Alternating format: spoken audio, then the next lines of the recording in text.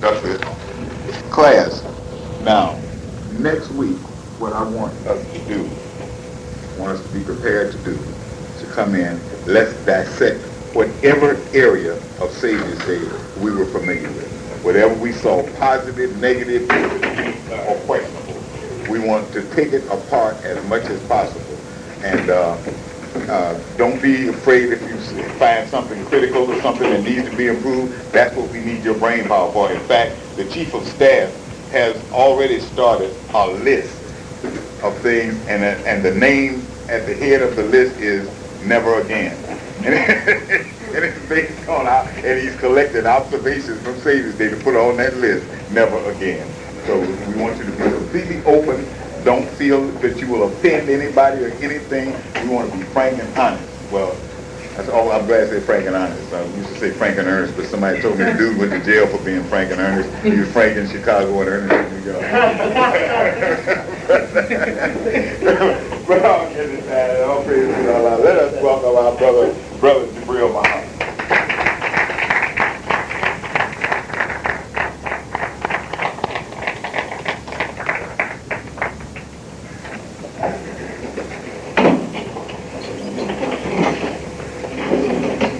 Alaikum. In the name of Allah, the Beneficent, the Merciful, I bear witness there is no God but He, and Muhammad is His servant.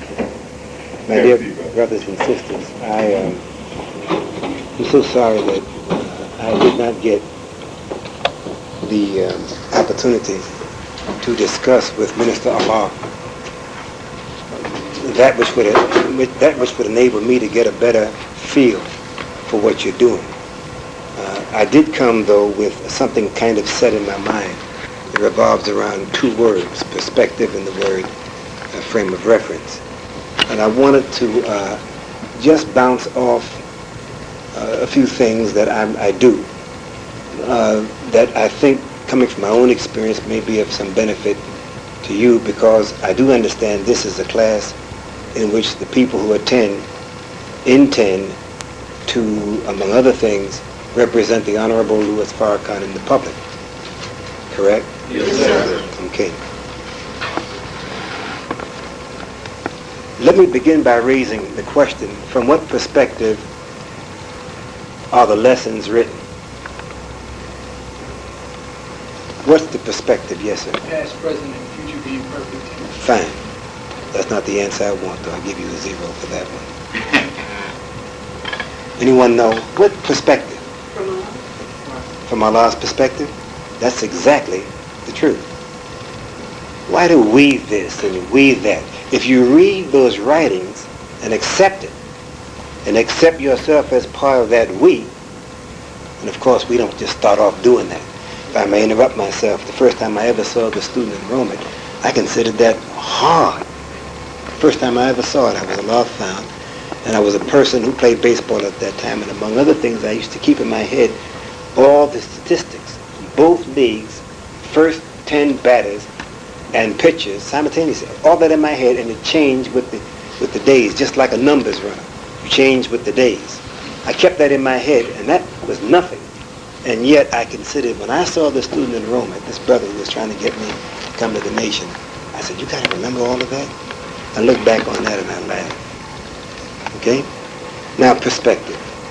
What is the perspective of the lessons? What is the perspective of this thing called Bible? What is the perspective of Holy Quran?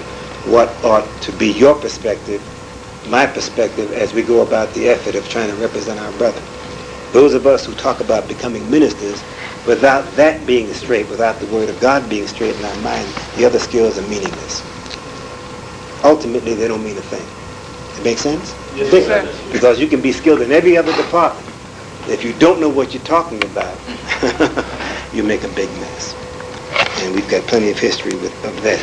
Now, I wrote an article, I don't recall earlier this year when I wrote it, but I was trying to get across to the reader that, our point of view, how we see whatever we see, is dependent upon a thing called frame of reference. You can use some loose terms and say where we're coming from. But brothers and sisters, one of the things, and I want to quote, but this man is my witness on the truth of what I'm about to say. one of the reasons that the Nation of Islam fell, one of the reasons, is due to the ministry. One of the main reasons is the ministry. It was destined to fall, but not destined to fall like I take this coin and go like this. It's automatically going to fall. There's no choice for the coin, correct? It's going to fall. Given where we are sea level, this is a quarter, this is a room, there's sea level, it's going to fall automatically. Do it 1,000,000 times. It'll never do other than that. It's never going to fall sideways. But in the very profound nature of things, the Nation of Islam was doomed to fall. It behooves us at some point down the road, if you haven't already dealt with it, to analyze why it happened. For that gives us some information or some basis for understanding why it's not going to fall again. And we're going through some rough experiences. Nevertheless, the man who said it was going to fall also said it would rise never to fall again. And it's important to get deep enough into the understanding of the reason why he said that. That's part of that which gives us the confidence that we absolutely have to have, or we're not going to get through this thing as individuals. Now, I want to make, in the course of these next couple of minutes, some comments on Bible and Quran and why these books are so necessary, and something about how to use them, just in a few words. But I want to go back to 1961. I don't recall the date, but you and I visited the Elijah Muhammad in May of 1961. And you recall, Brother Minister Allah, when I showed him all the articles that I had, and I asked him for permission to take his words and simply make a book out of them, his own words. And he gave me the green light. And as he sat down, he said, yes, brother, and in this way, all the ministers could teach the same thing. Pause. But of course, brother, we'll have to get rid of most of the ministers. That's right. He and I looked at each other. You know how you give each other a look, you look back at the leader, and it's like, this does not compute. And it just went down, and I never thought about it for years. So I don't know how to deal with that. 1961, I'm 6 years in the nation. How am I going to deal with something like that? He and I never discussed it. It was just something like, too much. Next subject. Look, the lessons you and I admit, we know, in fact, admit shouldn't even be the word, because that word implies that it's an acknowledgement that you reluctantly make. Isn't that what it means? Yes, sir. Why did I just not do that? Because one thing we all must ever grow to grasp is the meaning of words. Because that's the thing that we use to produce what we produce in the minds of others by the help of Almighty God. That helps them see what we see. Now, the ministry class in general, I can't speak as an expert. I didn't know all the brothers. I just knew certain brothers. You know, and I didn't know what was going on in the country and what was being taught and all like that. But I do know, in general, this is a generalization, far too many of us on the other side of what I call Calvary did not get sufficiently, did not gain a sufficient understanding of Bible and Quran. Though we saw the Honorable Elijah Muhammad continuously make reference to these books. Here's a word.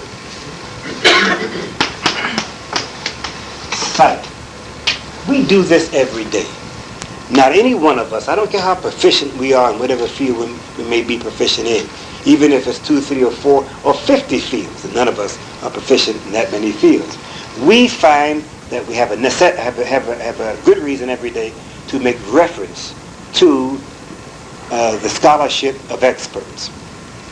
I'm not a pharmacist, I'm not a doctor, I'm not a whole bunch of things. So I find myself making reference to what somebody else says to back up my point, or whatever it may be. We cite experts every day of our lives.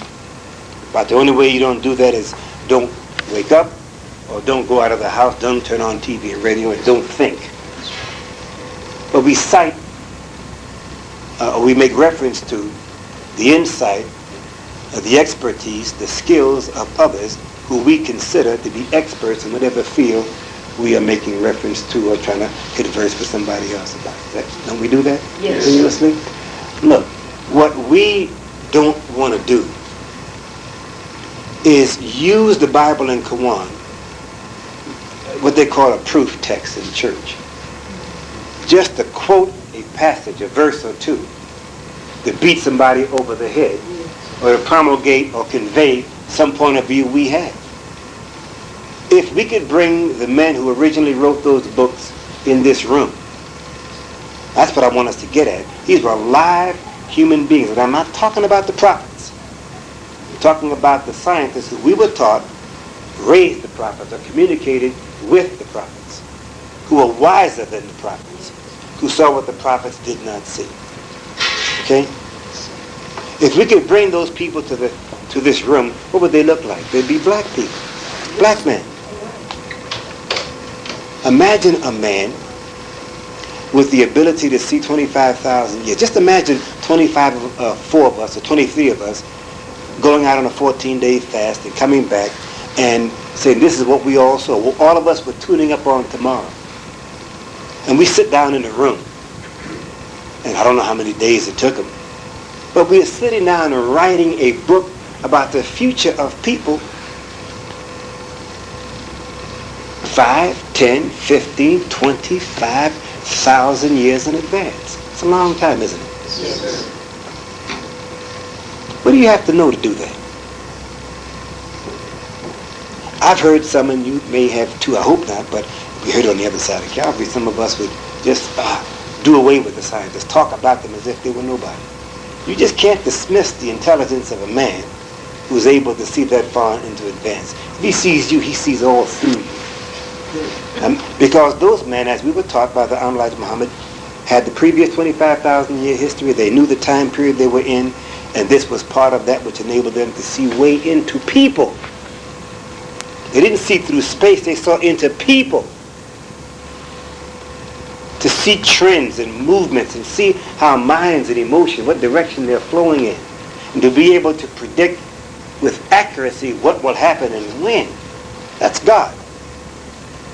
And so what we have in the Bible and Quran, we don't have it just the way they put it out originally. The Quran is, and even in English it isn't, but they wasn't talking in English 15,000 years ago. But we have the Bible, and we know that it's come through a lot of hands. But the point I'm making is, the truth is in both books. You already know that, you've heard it. The minister, you read it in the words of the Honorable Elijah Muhammad, or in some cases you were around and you heard his tapes, or if you were around you heard him say it yourself. Make sense so far? Yes. Now, if you believe, at this stage, I use the word believe, that these men really did exist, but these are the Godhead, and these are the ones upon whom the veil was lifted from that reality beginning in the 1930s, when Master Farad Muhammad began talking to the Honorable Elijah Muhammad, and then he started talking to us a few years later about this. Now we're coming into the knowledge of something we didn't know nothing about. Nobody knew. A long kept secret, 66 trillion year old secret, and now we, peons of the planet, so to speak, are beginning to get glimpses of insight into top of the line people who infinitely supersede the wisest of this world, even the unseen wise of this world. We're learning about that. Here we are, we start from ground zero. And in a few minutes we're being told about things that impacts on our mind that we never dreamt we'd hear anything about. Correct? Yes, sir. Now, please consider this. What is the perspective of those men? What's their point of view? Is there such a thing as perfect perspective? Can you have perfect perspective? Are we not in this class striving, and isn't every Muslim supposed to be at least striving toward gaining perfect perspective? Yes, sir. Do we have it now? Heck no.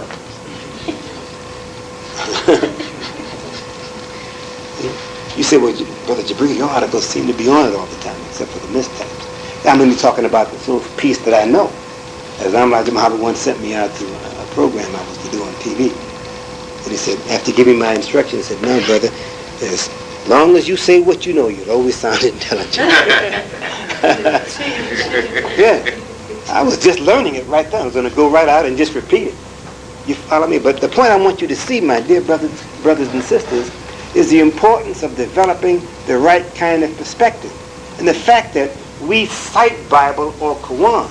Why are you doing that? Why do we do it? Why did the Honorable Elijah Muhammad do it? Why does Minister Farrakhan do it now in the present tense? Now, To cite an expert, you see maybe a person performing a surgery, a delicate surgical procedure. And all we see is a slice out of that person's activity, a small sliver of what they're about on a given day, at a given moment. Right? And the person afterwards over may tell us a few words about what went into that. But that doesn't tell us all that background. All of what went into the development of that person's ability to perform that surgical and delicate operation at that moment. When you and I cite some expert, do we take time to go into all the details about how that person learned what they learned? We don't. We just cite them and go ahead. And usually we cite an expert that the person we're talking to is familiar with. We do it as a matter of like drinking water, like breathing. We do it every day. But what I'm concerned with is this. One of the things that makes Minister Farrakhan so extraordinarily effective in getting to people is the tremendous long years of study. They went before what you saw him do Sunday, or what he's going to do tonight, or what he's going to do, and he don't make bad speeches. That's right. What happened? He studied, and what did he study? He learned about the scientists. That information was made available to all of us. He had confidence in the Honorable Muhammad, love for him, and of course, that grows into accepting other aspects of what the man taught. You call it the unseen. Total confidence in the truth, the veracity of those scholars, scientists, gods. The word God says a lot in a few words. One word. Right? And so, from that vast study, time, depth, etc., out of that comes a half hour, a 45-minute talk, a 1 or 2 hour talk. And in part of the talk, you have to spend an hour. You have done it. You have to approach the people. Right. That's not the actual message. Right. That's the approach. And then when you get to the message, you can only give that much. Then you have to go away from the message and ask for acceptance. Isn't that what you do? Yes, sir. Isn't that what Sister Ava Muhammad does, Minister Allah does? I mean, haven't you seen this? Isn't that what the minister does? Yes, sir. Isn't that a fact? Yes, sir. Can any one of you tell all that you know? Whoever is the dumbest in here, there's no way of telling who that is. We could not cover all that we know in no 2 hours. That's right. So all you can do in the course of an hour, 2, or 5 or 10-hour lecture, which nobody would sit around and listen to, the best you could do is tell a portion of what you know. You never start off talking about, Yaqub's history, the mother plane, or the way they caught me on the field when they started talking about the moon, the splitting of the moon, which meant absolutely nothing. It had nothing to do with us trotting in from center field and left field respectively. You see the point I want to getting across, brothers and sisters, is the ministry class on the other side of Calvary, generally speaking, we didn't appreciate Bible and Quran. And there were a lot of us there was a lot of study, a lot of effort. Some of us never went beyond the King James Version, and if you limit yourself to that, you're out of here. There's no, it's not the way we read now. Look at the normal book. Books are not all put in verses and whatnot. They're put like this. Well, this won't make it either. But you understand what I'm talking about. Yes, sir. They put it what we call current, the way books are presently formatted, even though this has double space. But the way of the King James Bible is laid out, sometimes right in the middle of a thought, it's broken off with a number. Have you ever seen the Good News version of the Bible? Yes, sir. Go get a common, ordinary looking book Bible. A Bible that looks like an ordinary book. Start with something like that. Go and buy a paperback, a cheap one in a used bookstore. And just buy it, $5. And use that to get familiar with the storyline. If you say I don't understand the book, it's because you never took time to read the storyline. There's a lot of long words and long sounds and long names. You get tied up in that stuff. You get bored, put out. Yeah. We don't have the background to deal with it later for. And then we start giving all kind of excuses as to why we don't want to deal with that. And then if we get a chance to teach, we talk on stuff that's really irrelevant to why God came. You follow what I'm getting at? Yes, sir. Yes. Now look, I want to pin down what I'm saying, wrap this up in a few more words. Perspective. Why am I talking about this?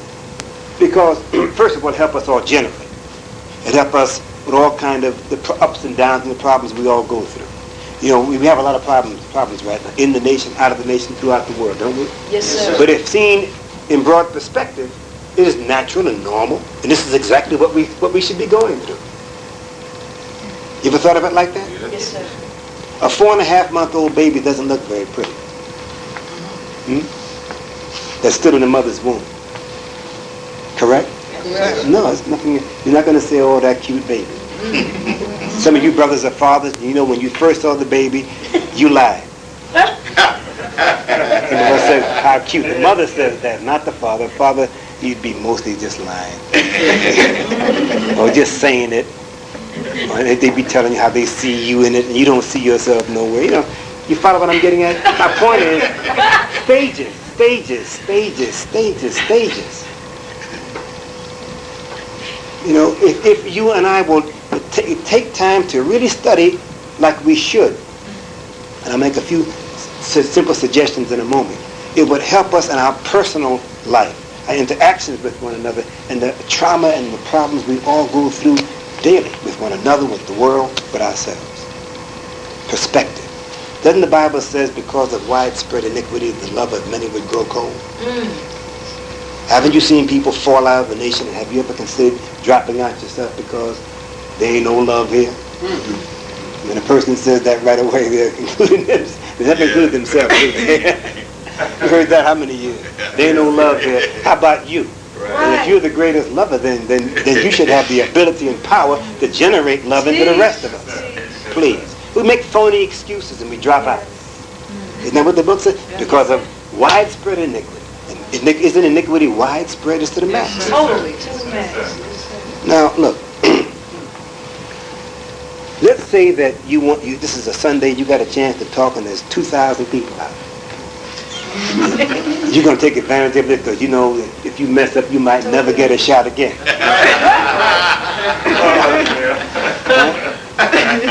If you had a chance to teach this coming Sunday, what would be your subject? If you talk anything other than Minister Farrakhan, yes, it's the wrong subject. Yes. I don't care whatever else you brought up about. Now, why is that? And is there any backup in that from the point of view of God? I didn't say the Bible now.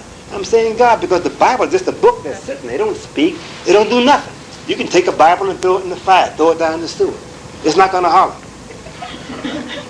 But the words came from living human beings who are not here right now. But their wisdom is here, and it is in beings who are present. Now, I'm not talking about us on our level. That wisdom it exists in the minds of people now who are utilizing it right now, and we are impacted by it. Now, the Bible teaches, for example, in the 5th chapter, I think it's the 39th verse of John, Jesus is talking to some people, and he says, you know, you're searching the scripture because you think in them you find life, and these books testify of me. That's a principle. Before I continue that, let me just give you this rapid overview. Okay, let's just look at Matthew, Mark, Luke, and John. It covers a certain time frame. Then they say Jesus was crucified, he arose, and then you start with the book of Acts, right? And the dominant figure is Peter and Paul and the other disciples, correct? And what they do in the work and the trouble, and what they do to spread Christianity, and it covers about 28 to 30 years. This covers supposedly just 33 and a little over, because they have it's a mess with that. We wouldn't even get too close to that. 33 to 40 years, roughly. Okay? A few years. And my point is this.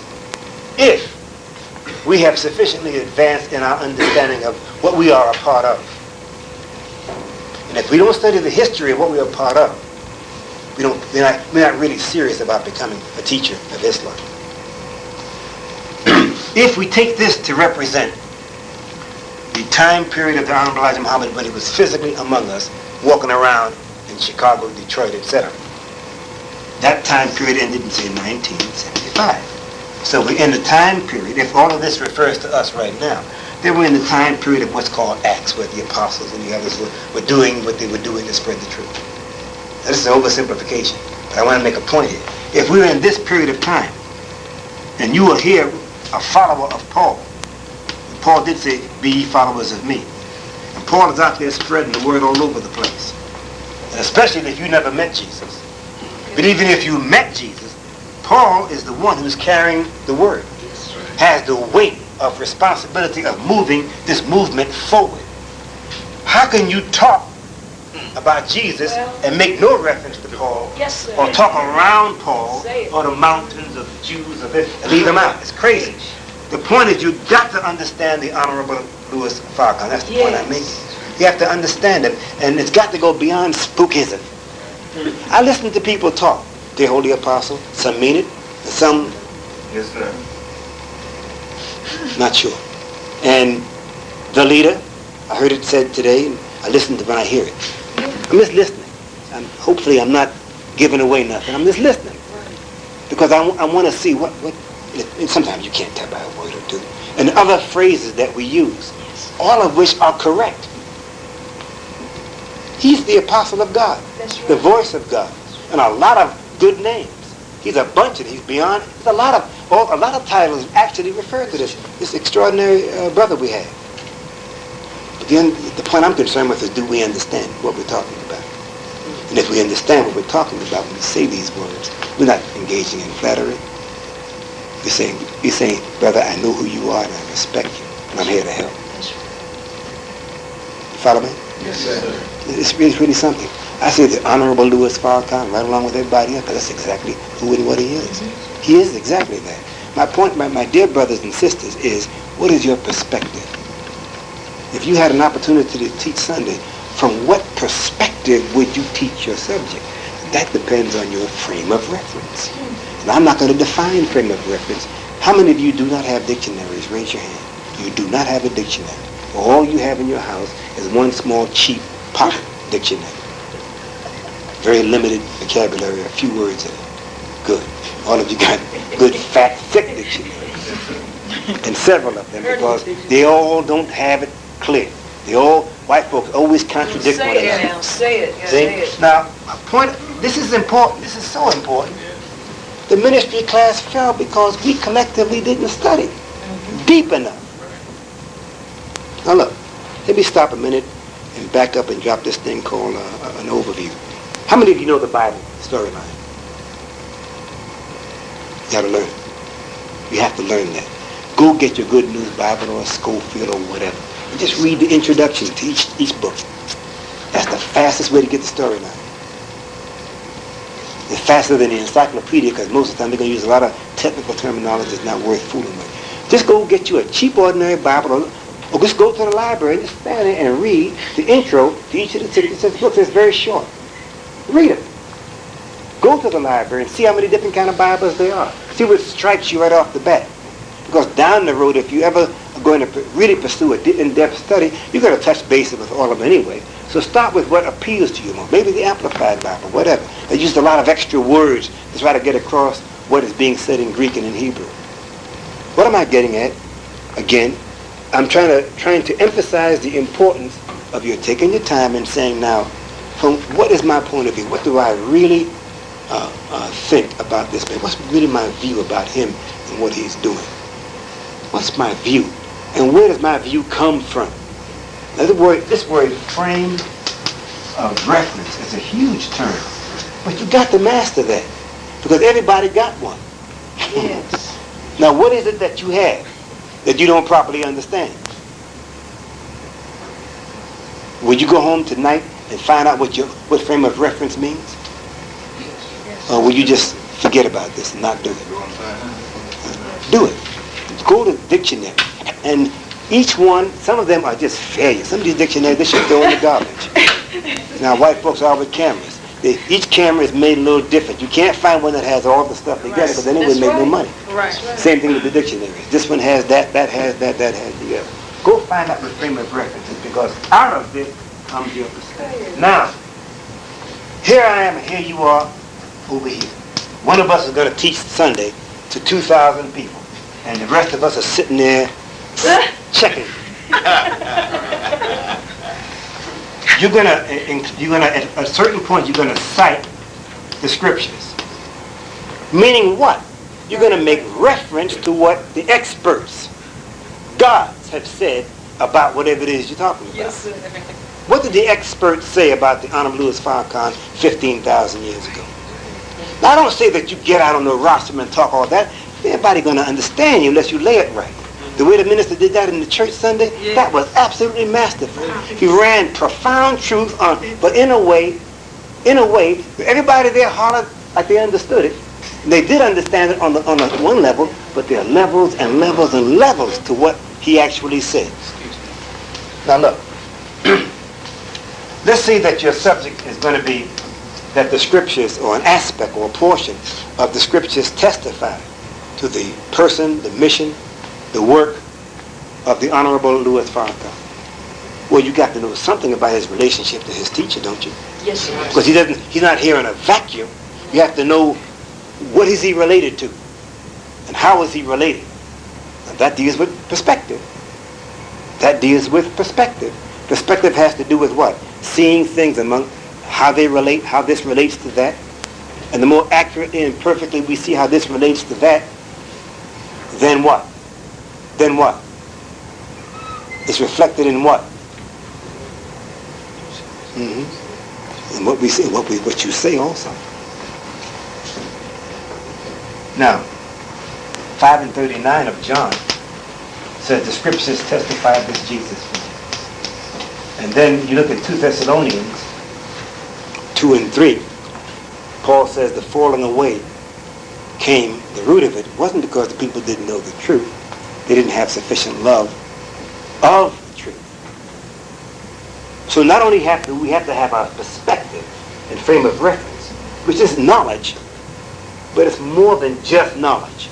We have to actually love the people we're talking to. Oh, yes. You have to have a certain amount of love for yourself. Yes. You got to have a certain amount of love for the one you're representing and the Yes. source of this truth. You have to really love God, Christ, minister, and the people, yourself and the people you're talking to. And you got to love what you're talking about. Right? Yes, sir. If love doesn't go along with the facts that you're presenting, then you're not going to affect the listener as you would like to. Make sense? Yes, Yes, sir. sir. They receive not the love of the truth. So if I preached it right, I told the truth, and I did it with love for those I represent, because you're representing everybody. And God, Christ, minister, aren't you? Yes, sir. And your subject is the minister. Can you teach about him in a way that will generate affection in people for him, or a greater degree than before they came in if they never met him, if you don't love him yourself? Yes, sir. Now, you can't become infatuated with the minister. It's got to be genuine love. That's Yes, right. sir. You know what infatuation is? The stuff don't last long. Lasts a short while. Right? Yes, sir. You actually have to fall in love. I shouldn't say fall. I don't like that. Right. Forget that. Strike that. Back she goes. You didn't hear that. No fall in love. Fall. That gets into the original sin. It gets into a lot of stuff. You'd be surprised how deep that fall. Why not rise in love? But anyway, the point I'm making here again is, here we're talking about the truth, and you're talking about scriptures, and the books by themselves don't testify of nobody. It's people that said such and such a thing, so they knew they wasn't going to be here, so they had to write it. I don't know how they had tape recorders. I don't know how that worked back then. But I know the written word is the way in which we got what they said. Now, of course, white folks have tampered with it. We know that the truth couldn't come, prophets could not teach the ultimate truth of things. That would have interfered and messed up with white folks and their program, and would have messed up with what God was doing.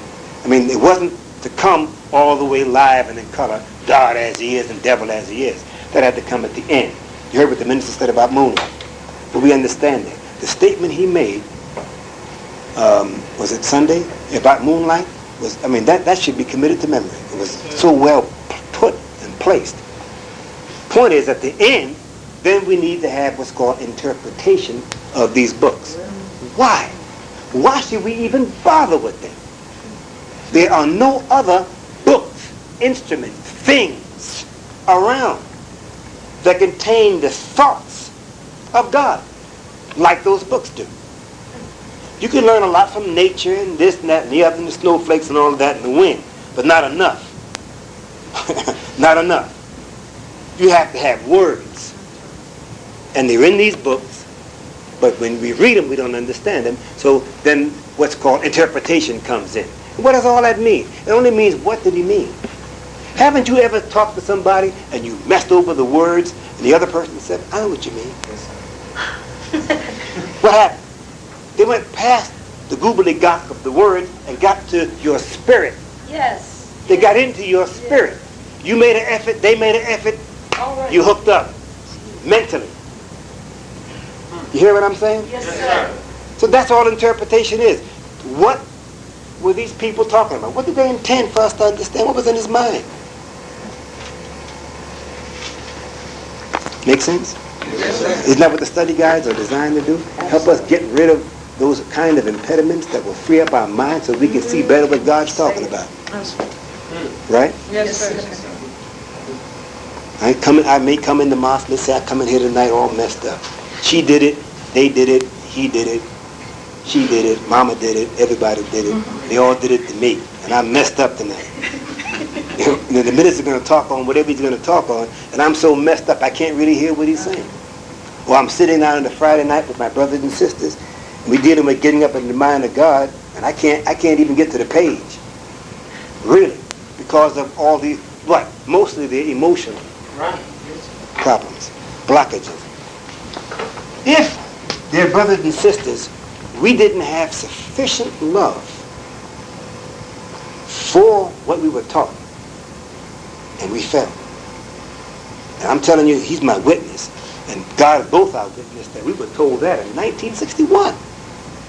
I mean, I don't know how much before that he knew that. I don't know. I know when I heard that right then, that surprised me. That's 14 years before it happened. And I heard from another believer who told me sometime later that in the previous year, he said when he thought about his followers turning him, leaving him, it was like a knife being turned in his belly. This man loved his people. He loved his followers. So my point for bringing this up is what? Why did we fall last go around? The key is we didn't properly appreciate our leader. We didn't properly and fully appreciate the Honorable Elijah Muhammad because we didn't sufficiently make use of the experts. We started off rather ignorant. When you and I first accept this teaching, it's not based on how much we understand. We don't understand nothing. Right? I mean, I just accept it. You know what I mean? I don't know. It wasn't because I understood all of what I heard. That's the way it is with every one of us. We're just babies. We got to get a lot of help to get started. Right? Now, after we're in for a while, at some point, we got to start understanding what is this that I'm a part of. Now the next step is what you're going to draw on. Now, we have, and the world has, a second chance in Minister Farrakhan. There's a lot of beautiful scripture that explains this. I mean, there are people who are dead, but their thoughts are in those books, and they explain this. From that angle. Then we have another angle. We got a live man, the Elijah Muhammad, who said enough words that the minister and others of us heard. So we have the man who was in our midst physically, making clear not only what the wise saw, but that which he was taught by God, Master Farad Muhammad, and saw, understood, and explained. I'm trying to make this as simple as I know how to make it. I hope I'm making sense. So I want to conclude this by saying, brothers and sisters, you should study your book. If you're not familiar with the Bible, you have an emotional aversion to it, whatever. Simple way to do it: go get a cheap Good News Bible. Read the intro. Read it. You'll get the storyline. You start off with this big picture of creation. Universe, a few people, they mess up, out of the garden. Then more people, more babies. Noah, they mess up again, more babies, and then there's Abraham. That took you through the first 11 chapters. It was mighty quick. What? That was it. Now you focusing on Abraham, Isaac, Jacob, Joseph, and all the people they interacted with, And that's it. That's your Genesis. And you start off with Exodus, people in bad shape. Their descendants enslaved. Messed up. God, Moses, Aaron, they come out of that predicament. And you got Korah and the rest of the history. And they go into the promised land. Now, you can stop and get bogged down on verse 1 of Deuteronomy. If you read it carefully, you read that the writer is made up of 4 lectures, 4 speeches. That's what Deuteronomy is about, 4 talks. But it's written from the point of view of somebody who had gotten across Jordan. Wait a minute, Moses never got there. That's what they said. So you can stop there now. You can focus in on that, and you're getting into some deeper wisdom. But on the surface, at first, get the surface picture. Don't stop. So you be forever bogged down. Okay, they get out of bondage, and then comes Judges. There's 16 of them. What is it about? People are good, and they get bad. And God puts them in the hands of their enemies and give them hell. And they holler out to God. God gives them one from among themselves, take them out of that position, and they say thank you for a few minutes, and they get bad again. And this goes on 16 times. Then that's done. Then you focus in on a woman called Ruth and Boaz and that little story for just a few moments, about a couple of chapters. And then you deal with Samuel, Saul, David, Solomon, and then a messed up son of Solomon. Now you have a lot of people, but this is history. You're reading history on the surface. Now let's forget about what part is history, what part is not. Don't get bogged down in it. Get the picture. Just what happened. And you see a lot of stuff happen. It's like a soap. It's heavy duty. It looks like a long soap. Almost everybody's frowning. Not a lot of laughter. There's some serious stuff. And God is all involved in the people. From Genesis right on, what I'm talking about, 1st and 2nd Samuel, 1st and 2nd Kings.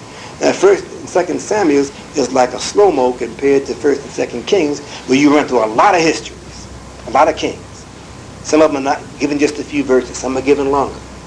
See? But if you read one of these regular, so-called regular Bibles, put in current English, it reads like a novel, it reads like a history book. At first, take it as if all this happened. So you're reading this history. Chronicles kind of repeats some of Samuel and some of Kings, and that's it. You covered the first 39 books of your Bible. That's your history. That's your Old Testament. Then you got 5 books called the writings. You got Job, Psalms, Proverbs, Ecclesiastes, Song of Solomon. It's supposed to be some writings. Okay? Then you go into prophecy, 17 books. I think it's 17. First book, probably, 17 books of history. 5 writings, then there's 17 of prophecy. Now, they're not put in the order in which they did their work. But if you go in and read these intros, you have to take some of the smaller ones and put them in front, whatever. But you have it looks like this. It looks something like this. Genesis to, let's say, 2nd Kings, okay? And the prophets, let's say this is Solomon and his son. And the prophets begin, say, around about here. And they run 17 books. And they end. It's over. Then you have roughly a 400-year period, give or take a few more years, maybe a little over 400 years before you pick up with what's called New Testament, Jesus. Okay? Now my point is, if you just read this, you get a picture. There's a story, the history of a people. Good, bad, partly good, and you see God's intimate, interpersonal reaction. He's one of them. He's just the greatest of them. But he's involved with them. Intimately involved in all their business.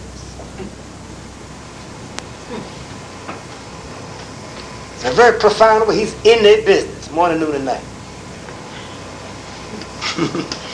Okay. Now, here's your New Testament. It runs, they say maybe 70 years, maybe 60 years. Then it's run over with Jesus' history is 33 and a half years gone. A few books. It's over with. That's your Bible. Then you have your Holy Quran. Now listen to this. I wish we had about 15 more minutes for me. I'm going to say this as fast as I can. We know that book was revealed at through a period of 23 and a half years, correct? Yes, sir. I think that's 23 and a half, around that much time, in the life of a man called Muhammad, and he died. Now, if we could see the exact set of circumstances in his life and in the life of the people he interacted with, in which God said this. One big easy example is the chapter called The Blind Man. What's that chapter? 109, I forget. Surah 109. But the one, he frowned. He frowned. Now, we know the circumstances. He was talking this to a man, a wealthy man, trying to convert him. The blind man came up, and God spoke to him. Now, if you can go through the whole Quran, go through enough history, and begin to get a sense of the circumstance in which God spoke to Muhammad, this or that other portion of the Quran, then you see the mind of God in different circumstances, correct? Yes.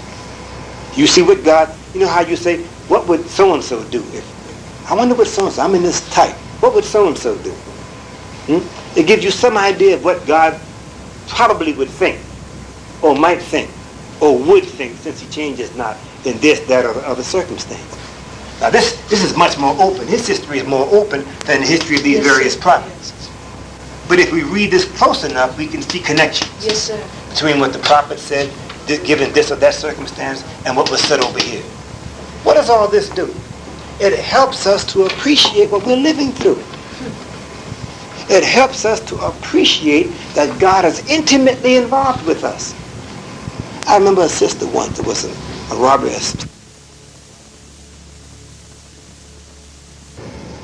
that the messenger, she was happy because he said as she was talking, Allah revealed to her she was totally innocent. Somebody else might say, well, why didn't I get that kind of action? You know, they were being tested. What I'm getting at is a lot of things that we sometimes get mixed up about is clarified by watching the action and the interaction of God with people. And if that God hasn't changed, then we can, see, this would help take a load off the minister. The more we can appreciate his work. Yes, sir. This man is doing a work for God. In some respects, he looks very common, doesn't he? He wears sneakers, he lifts weight, he run on the track, and laughs. He's dropped his food on his collar. And that don't mean he violated some divine ordinance. You follow me? Yes. Hey, we got to look at this thing. This will help get some of the spook out of us. Right. Otherwise, we go out before the public and we teach spookism. Yes. You follow what I'm getting? This is very real. That's right. What did God say to these men under what set of circumstances? Human nature, they say, doesn't change. And we do the things that those people did. Correct? And the God is acting now as he did then as he did now. This will help us tremendously to appreciate and help us with our perspective and really help us to appreciate that we are the luckiest people on the planet. We're extraordinarily, I'm using the word lucky, to be alive during this time period and have anything to do to help. Even if it's standing post, whatever it might be. Just to be on the scene and get a chance to interact and learn about this. Now, I'm saying, my dear brothers and sisters, I didn't finish all of this in my mind. I didn't really plan out what I was going to say. I'm just talking to you. If we would take time to study, really study this teaching. Don't play with it. Study it, just like if you go into college. You know, study it. You say, well, how do I study? Go get you a book. Go get you a $2-3 hour book on how to study. Some of us just don't know how to study. You know, really study and study properly. I'm saying that we would have a much greater appreciation for all of what this is about, for our minister, for each other, and for the work. Don't say that you want to teach Islam. You ain't got no dictionary. Right. You don't have no Roji Thesaurus. You don't have no word books at all. You don't never try to write. You can't write nothing. Right. You know what I mean? Please. And you're not trying to improve your speaking ability. First time I was ever in front of the FOI, I just stood there, frozen. I didn't say nothing. And they clapped. And I sat down. You have it, Brother Minister, Allah, a man who is extraordinarily gifted. Yes, he is. both with the written and the spoken word. That's you don't ordinarily find that gift. I'm saying it's a gift. It's something God just gave him, and of course he had to do some work now. Please. You don't just wake up one day and he's 2 years old and start writing. It don't go like that. But I'm saying you got to do some work. But if the gift wasn't there, the talent wasn't there, then of course all that effort wouldn't have been anything. You've got to be able to communicate. And if you hate people, then you're in the wrong class. You got to love the God, the Christ, the minister. Love yourself enough and dig the people. Otherwise, forget it. Make sense? Yes, sir. So I didn't cover all that I really had in my mind, and some of it I didn't cover adequately. But I just wanted to give you an idea. Study frame of reference. Find out what it is. And when you run into it, don't be cheap on yourself. Study it. And if you run into words that you don't really know the meaning of, study those words. And keep on until you have grasped this concept, then you don't need this expression frame of reference, depending upon where you are and perspective. So now we approach the perfect perspective. The more and more we appreciate the Word of God wherever we find it. We find it in the heads of certain people. It's in great measure right now. And we find it in the Bible and the Holy Quran. The minister is filled with it. He's filled with the Word of God. He's filled with the Spirit also. He's filled with the Word and filled with the Spirit. And what is it that we like? What is it that we feel from him? This man is filled with love for the people he's talking to. And he pulls up, I'm trying to use a simple word, he sparks, causes to come to life a spirit in you, even if you're sleeping. If you're sleeping, you're sitting there, he causes it to kindle, right, or spark right within yourself.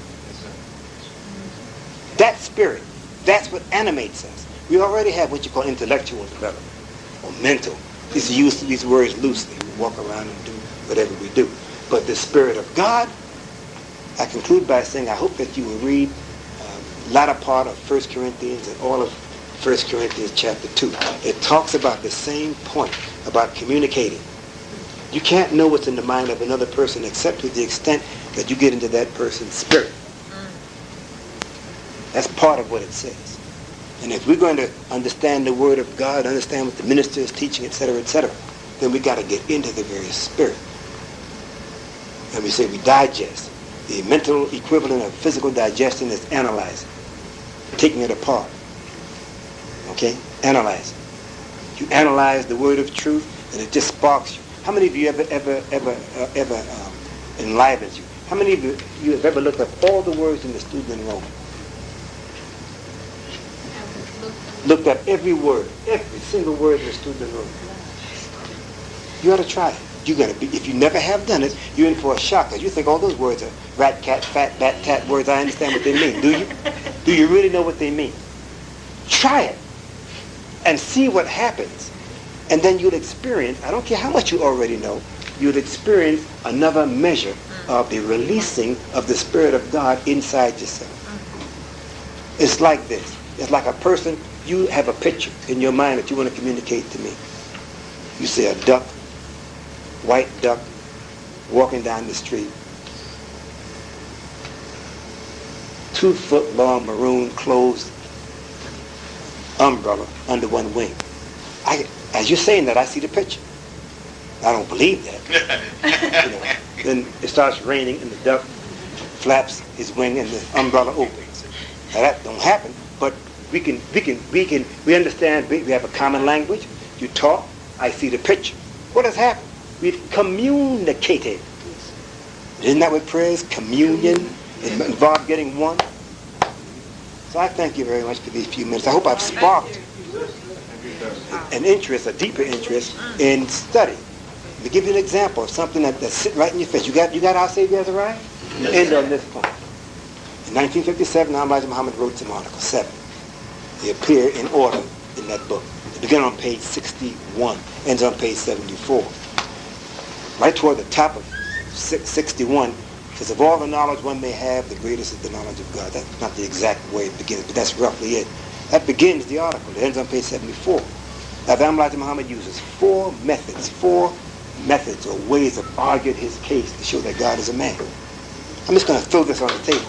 What are they? I'm not going to answer this. What are they? Maybe someday you get to that. What are they?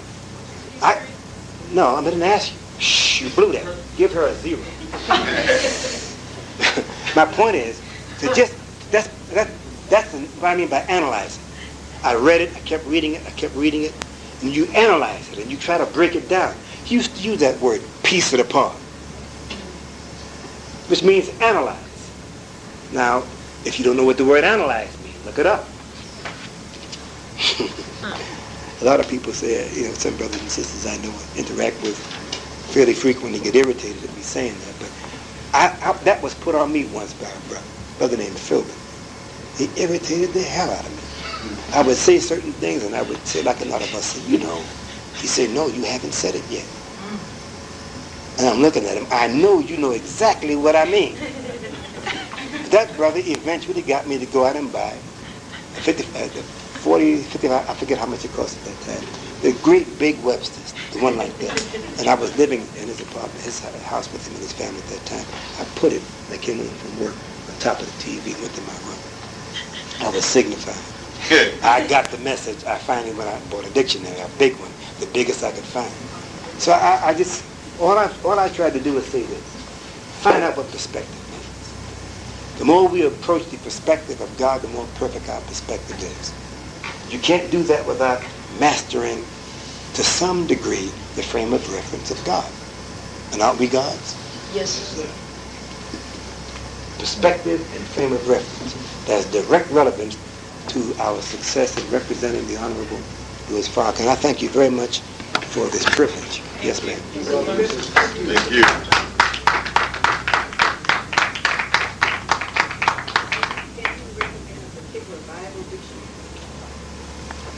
Here's the way I would say it. I've seen several. Here's what I would say. Go to not a bookstore, but go to the library and just look at them.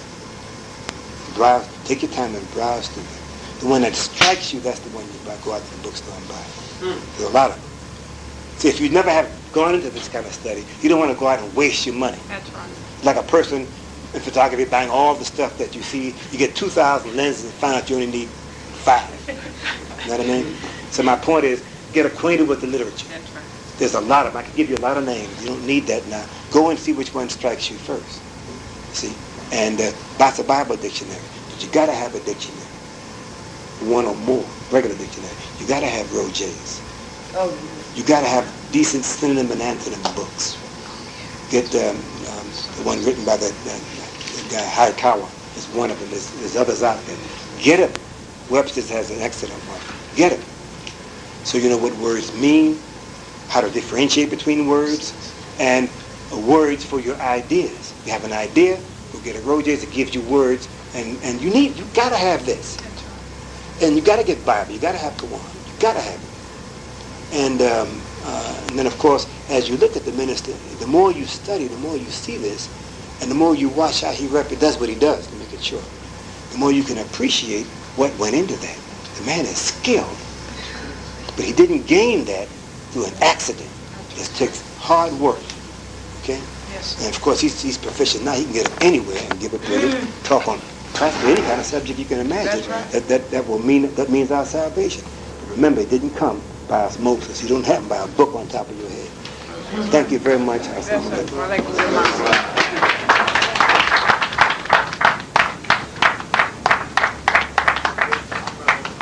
Well, brothers and sisters, that's a treat that to this date, is rare, but we hope and pray Allah that it will not be rare much longer.